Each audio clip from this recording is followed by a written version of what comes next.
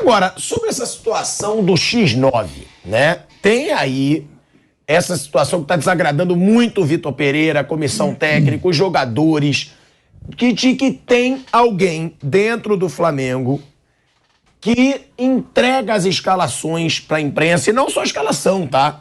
Entrega clima, fala mal do clima no Flamengo, como já tiveram notícias. E essa situação tá desagradando tanto que o Vitor Pereira, Mauro César, ele tá mudando a escalação em treino, ele tá mudando o jogador titular em treino. Isso atrapalha até que ponto? Da série, né? Sim, é impressionante. Primeiro capítulo. X9 da bola.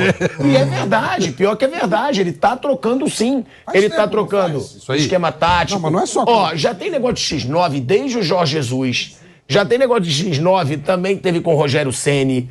Tem sempre alguém. Eu acho que muda, né? Não é possível que seja o mesmo. Já devem ter tirado alguns X9s lá de dentro.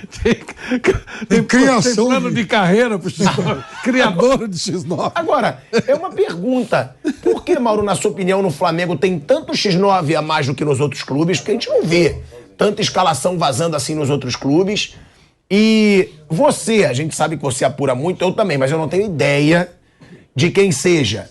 Já tem alguém que a diretoria desconfie, que desconfie nos bastidores ou não? Ou o Vitor Pereira vai ter que ficar trocando treino até o meio da temporada? Tem gente que tem um nome aí meio que citado nos bastidores. Agora, se eles conseguiram comprovar que o suspeito ou os suspeitos de fato faziam esse trabalho, digamos assim, eu já não sei. E a tendência é que ninguém saiba, né? Se eles descobrirem quem é, eles vão tentar limar o cara de uma maneira discreta para não ter muita confusão, até porque como é que você pode não conseguir provar, você pode saber que é a pessoa e não ter como provar. Ah, vocês acham que eles não vão vazar o nome? Se descobrir, vai sair como discretamente. já teve antes outras situações com outros técnicos, possivelmente eram outras pessoas, a gente nunca ouviu falar. X9 demitido, X9 foi embora. Nunca teve isso. Por quê? Quando acontece vai ser em silêncio, se descobrirem de fato quem foi o campeoníssimo que nessa última leva andou revelando aí a escalação. E no caso específico desse treinador, isso é muito prejudicial, porque ele muda muito o time de um jogo para o outro, muda o sistema de jogo, que, aliás, é uma coisa muito bizarra, né? Querem técnico europeu, aí vem um técnico europeu. Aí o técnico europeu trabalha como técnico europeu. Se quiser um técnico argentino, trabalha como técnico argentino. Aí reclamam porque ele não age como técnico brasileiro. Aí querem o departamento de futebol extremamente profissional, mas querem demissão de técnico a cada semana. O que um departamento de futebol profissional não faz. Ou seja, as contradições dos mimizentos são assim, tão infantis, tão bobas, sabe, que chega a ser cansativo, né? É muito cansativo. Agora, no caso dele, repito, é um complicador. Porque, assim, o time do Dorival Júnior, a gente sabia que era o time dele. Ele tinha aqueles 11 ali e mexia muito pouco. Aí tinha um outro time B lá e tal, que jogava brasileiro. Ele não, ele é diferente disso, ele muda bastante. Como eu acho que deve ser todo técnico. Acho que quanto mais ele tiver condições de usar o elenco e modificar de acordo com o adversário, com o jogo e também com minutagem. Agora, por exemplo, eu falei do Palmeiras. O Flamengo vai ter também uma sequência de jogos assim. Ele vai fazer jogo com o Fluminense, aí tem Libertadores, tem jogo de Copa do Brasil. O Fluminense é a mesma coisa. Os dois estarão envolvidos em 4 competições nas próximas semanas após a data FIFA. Brasileiro, Copa do Brasil, Libertadores e a final carioca. Então, os jogos vão ficar encavalados, vai ter intervalos curtos entre um jogo e outro, e aí você tem que obrigatoriamente revezar elenco, você não pode ter 11 caras, enfim. Esse negócio do X9, isso aí lembra uma agência de informação, que eu não vou citar o nome, que abriu um concurso público. Aí alguém falou, mas se abre um concurso público, todo mundo vai ficar sabendo o nome lá dos aprovados. Então, não vai dar muito certo. Mas aconteceu, é verdade. Inclusive, a gente... Mas, assim, é óbvio que isso atrapalha a rotina, atrapalha tudo. Imagina, por exemplo, agora eu vou treinar, então, como eu não vou ter um lateral direito, eu vou treinar o Cebolinha para fazer aquela função de ala pela direita. Aí o X9 vai lá e vaza. Então já não vou mais treinar isso. É óbvio, isso atrapalha demais. Mas é assustador, né? Porque mas claro tem tanto X9 no Flamengo, parece que é uma cria. Então. Tem um, daqui a pouco aparece o outro. É o quê? É o clima hostil político no Flamengo? O que gera X9? Boa tarde. Tanto X9 assim. Aliás, você também perguntou, por que é X9? Era um personagem em quadrinhos dos anos 40, né? Porque não F8, uma batalha naval, né? Porque era um personagem. Tinha uma escola de samba também. Também,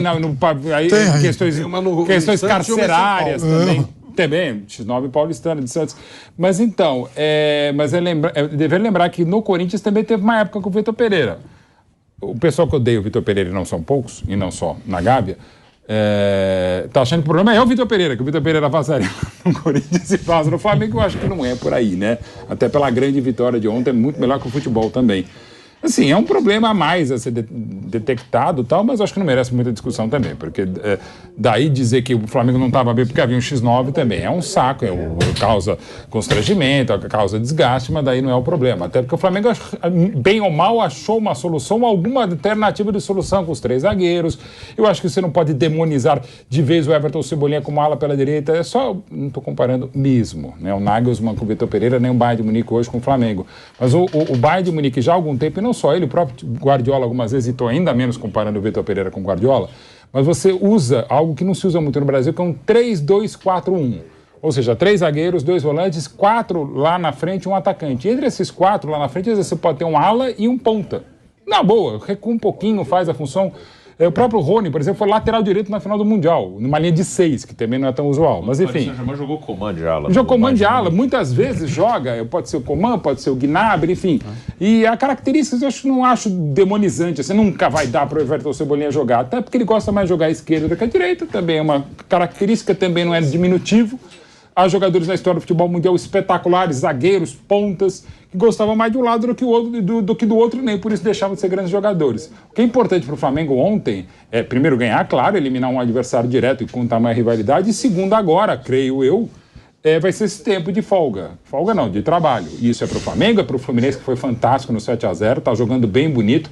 Não é o melhor time do Brasil hoje, porque ainda é inconstante, o Palmeiras tem sido melhor, mas o Fluminense é que tem jogado futebol mais bonito mesmo, né? O Diniz está mais equilibrado e mostrou isso. É só volta redonda. X9? O que nós estamos falando do Fluminense, do Diniz? Porque as pessoas conseguem fazer uma linha de raciocínio, Flávio, não precisa ser só... Mas não é inacreditável. Nós estamos falando de X9 e já estamos falando agora do Fluminense. Tem que falar bem, porque eu acho que o X9 é um assunto absolutamente menor, né? Se a gente for determinar uma fase de um time com o X9, aí você conversa com o Siqueirinho, ele que colocou o tema aí. O quê? Do X9? É. Mas ele falou que é assunto menor. Mas eu não acho. Porque eu acho pra caramba. Ele faz alguma coisa, mas não os treinos por causa do X9. Eu ponho a mão no deu a relação dos jogadores. Não deu, não. Ele mudou treino. Ele mudou treino. Não, eu sei. Tá atrapalhando tanto no trabalho. Claro que eu não boto a culpa no X9. Ah, bom. Óbvio que não. Acho que o Braz deve colocar. A partir do momento que uma pessoa que vaza informação não é legal. faz o treinador mudar treino, ele mudou treino. Ele teve que mudar jogadores do time titular. Deu certo. Eu acho que é bom deixar o X9. Mas olha isso. Foi convencido ou não? Claro que não. Mas de repente... Mas que é um tema a ser debatido, sim. Mas acho que mais do que 5 minutos, não. Eu acho ótimo quando o técnico toma atitudes impopulares. Quando ele é vaiado e não tá nem aí, faz de novo. E quando dá certo... O cara é pago pra isso. Aí o cara... O Diniz fala muito sobre os jogadores, né? Quando ele explica por que ele joga da maneira que ele joga. Ele quer que o jogador se arrisque, que tente. Ele fala, pô, o cara se sacrificou para ser jogador, a maioria tinha uma situação financeira difícil na infância, se lutou, chegou lá. Eu quero que ele aproveite esse momento, quero que ele vá lá e curta, que não vou... Usufrua, como eles falam ficar fazendo o cara se sacrificar o tempo inteiro, quero que ele se divirta, é mais ou menos isso que ele pensa. Eu penso a mesma coisa sobre um treinador, o cara chega num time grande, se prepara, ganha bem pra isso, ok, mas o cara passou por várias etapas, aí ele chega num time grande pra ficar fazendo o que a imprensa quer que ele faça, o que a torcida quer que ele faça. A gente muda mais do que o Vitor Pereira muda a escalação do time, né? Então ele tem que fazer mesmo. Eu acho que, a torcida tem direito de dar a opinião dela, a imprensa, todo mundo, mas o cara tem que fazer com a cabeça dele. Eu acho que um treinador influenciável é terrível. O que ganhar ou perder, ele pode ganhar ou perder com qualquer escalação, com qualquer formação. Que perca com as ideias dele, não que a torcida vai, eu não vou mais fazer isso. Não, faz de novo. Se você acha que tem que fazer, faz. Até porque o pescoço é o dele. E outra coisa, a gente reclama às vezes, só joga de um jeito e tal. Aí tenta alguma coisa, dá 10 minutos errado, é o professor Pardal. Sim. A gente precisa ter um mínimo de coerência, né? Alguns até exageram, outros não mudam nunca. Mas, sabe, por exemplo, o cara tem vários desfalques, a fase não é boa, tenta alguma coisa diferente. Eu prefiro ser na vida que o cara tente alguma coisa. Não é o X9. Boa, Flávio Prado. Ô, Siqueirinha, você tem que se impor. É verdade. Assim não dá. Obrigado, Flávio Ele Prado. chega e toma conta do programa. É isso aí, ele não é pauteiro, Isso não. aí, ele passa por cima da produção, ele faz... Não deixa não, pô. E aconteceu uma sutileza. É isso, pô. E vou dizer uma Aconteceu- coisa, das coisas que eu fiz várias nesses tantos anos de jornalismo, o pior que eu fiz na vida foi pauteiro e produtor, cara. Eu fui o pior Então pauteiro por que e você produtor. chegou e Então, mudou sem limite tudo? a começar. Exatamente. Por que Então, você mudou Sem tudo? limite a comer. É isso aí. E aconteceu uma sutileza nesse... Não é que eu queira criar esse sistema, discurso mas não pode do mudar assim. O senhor Mauro Não é Tem Betti, tema ou não tem tema, pô. o senhor Mauro F5 do Betti ainda X9. cometeu uma impropriedade aqui. Várias, eu diria. Várias. Porque, Desde o inclusive, nascimento. ele encheu a bola, citou aí o Nagelsmann. Sim. O torcedor atento do Flamengo, ele vai se lembrar que o Nagelsmann corre o risco de levar o Bayern de Munique a perder um campeonato esse ano. Então ele vai falar, olha o que o Mauro Betti ainda deseja pra nós. Não, ainda. não foi nesse sentido que eu citei o Nagelsmann mesmo. Não. Mas ainda pode, tá em aberto lá. O Nagelsmann manteve. Bom, voltando a falar sobre o X9 do É melhor Flamengo. que É o tema. É um tema melhor Cara, que o não X9. pode não é? mudar. É um tema Senão melhor eu que o vou mudar X9. também, vou colocar outro tema aqui. É isso vou aí. falar, pô, Aqui não. É lógico. Aqui pô, tem temos comando, um Paulo. comandante. Pô. Aqui tem comando. É lógico. Aqui Siqueira tem comando. É isso. Ele tá me chamando de Siqueirinha. Agora, essa situação aí, essa situação do Fluminense, tá? Que a gente vai ter o Fla-Flu. Agora é pra falar. Né? A gente vai ter o Fla-Flu. Tá. O Fluminense venceu o Flamengo no ano passado. Vem sendo uma baita pedra no sapato do Flamengo. Dá pra dizer até que o Flamengo vem sendo freguês do Fluminense nos últimos anos aí. E o Fluminense venceu por 7-0. É o time que estão considerando favorito lá no Campeonato Carioca. E aí a pergunta que eu faço pra vocês, é realmente o favorito o Fluminense? Porque o Flamengo tem mais elenco, muito mais.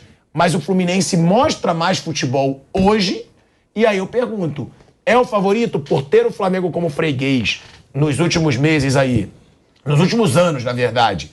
E por mostrar o melhor futebol do Rio de Janeiro, Mauro César Pereira?